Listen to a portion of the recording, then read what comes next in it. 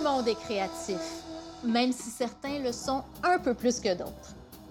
Parce que c'est pas nécessaire de composer une symphonie ou de peindre une œuvre d'art pour être créatif. Plusieurs activités de la vie quotidienne sont des actes de création. Inventer une recette, écrire, dessiner, participer à une séance de remue-ménage ou simplement trouver une solution à un problème très concret. Pendant longtemps, tout ce qui se passait entre nos deux oreilles était très mystérieux, y compris la pensée créative. Mais les techniques d'imagerie cérébrale de plus en plus perfectionnées ont vraiment permis d'ouvrir une fenêtre sur les processus de la créativité. Quand on compare les cerveaux des personnes qui se sont le mieux classées à des tests de créativité aux cerveaux des personnes qui se sont moins bien classées, on remarque que les esprits créatifs semblent avoir plus de liens entre l'hémisphère droit et l'hémisphère gauche quand on s'intéresse à la substance blanche. La substance blanche, c'est un tissu qui est composé d'axones, des espèces de câbles de communication qui font voyager l'information électrique entre les différentes zones du cerveau. Le cerveau droit, plus créatif, et le cerveau gauche, plus rationnel, on oublie ça tout de suite, c'est un mythe. Il y aurait simplement plus de branchements entre la partie droite et la partie gauche du cerveau chez les personnes les plus créatives. Autre mythe à briser, celui du créateur tourmenté. Selon une étude menée par des chercheurs américains, au contraire, plus les gens se considèrent heureux et actifs, plus ils participent à des activités créatives au quotidien. Chaque enfant est un artiste, mais le défi, ce serait de rester un artiste quand on grandit, en tout cas selon Picasso. Mais qu'en disent les scientifiques?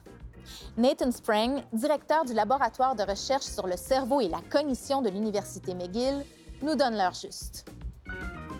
So we know that children are very creative and they're very free of the constraints that someone allowed them all to be artists.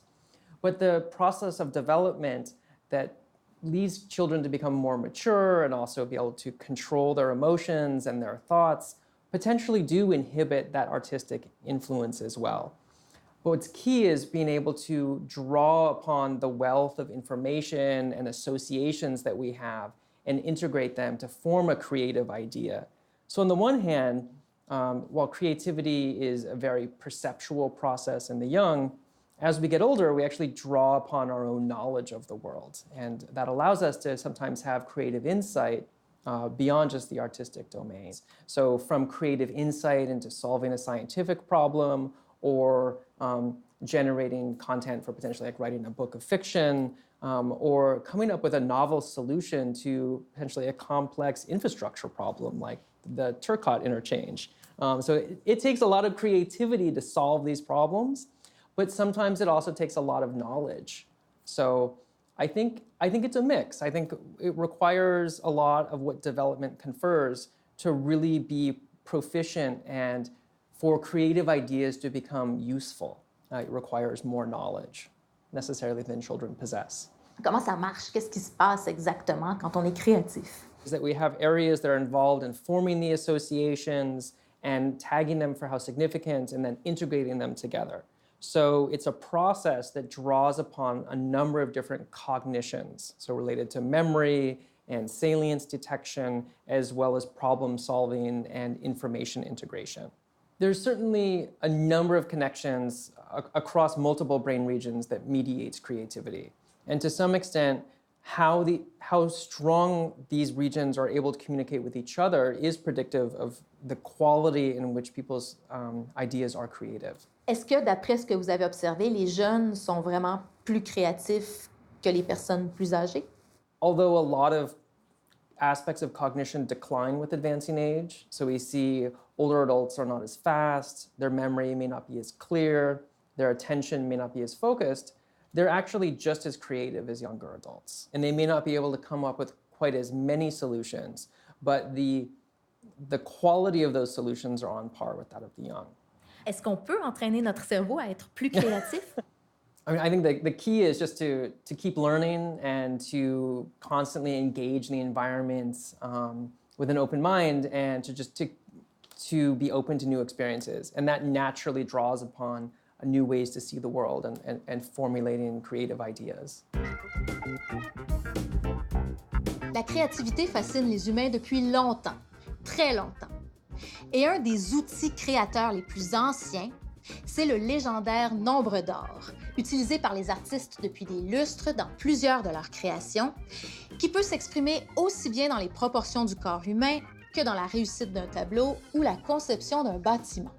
Par ses propriétés algébriques, le nombre d'or est lié à la suite de Fibonacci, publiée en 1202, où chaque nombre est la somme des deux nombres précédents. On retrouve les nombres de la suite de Fibonacci partout dans la nature. Par exemple, si on prend une pomme de pin, on peut compter 8 spirales dans un sens et 13 dans l'autre.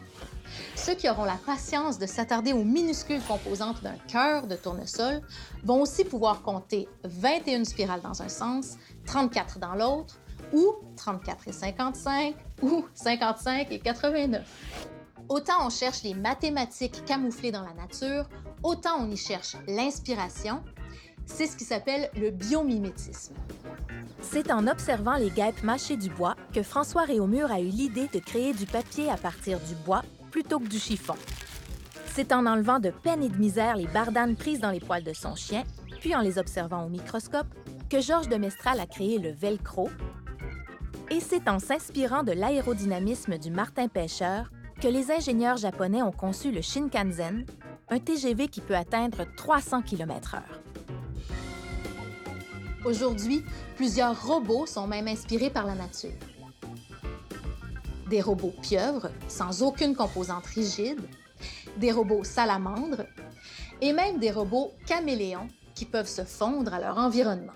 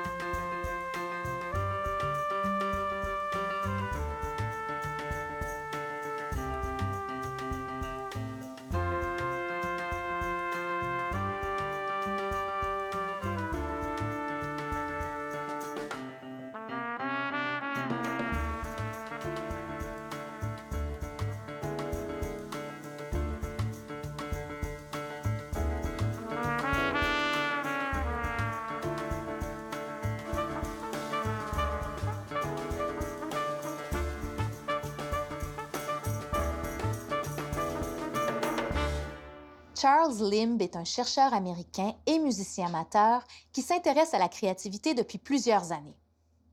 Il a récemment étudié les cerveaux de 12 pianistes de jazz professionnels pendant qu'ils visionnaient des photos de visages qui exprimaient différentes émotions, dont la joie et la tristesse.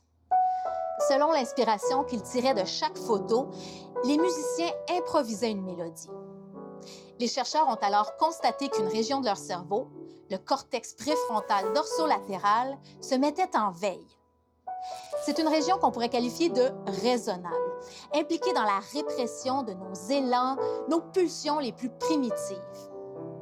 Une autre région du cerveau, l'amygdale, pas les amygdales qu'on a dans la gorge, mais l'amygdale qu'on a dans le cerveau et qui est très impliquée dans notre capacité à ressentir toutes sortes d'émotions, était au contraire très active, ce qui porte à croire que plusieurs émotions favorisent bel et bien la créativité.